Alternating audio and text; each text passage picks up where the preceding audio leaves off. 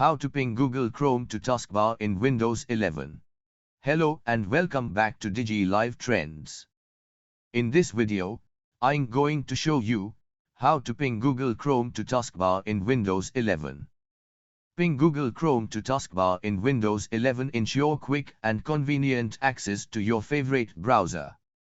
So let's start the video. On your system, locate Google Chrome.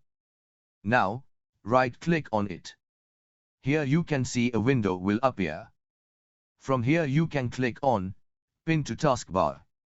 Google Chrome is now pinned to your taskbar and you can easily access Google Chrome with just one click.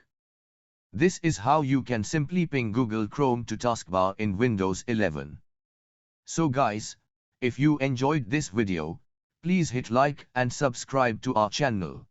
Thank you for watching. See you soon in the next one. Take care. Bye bye.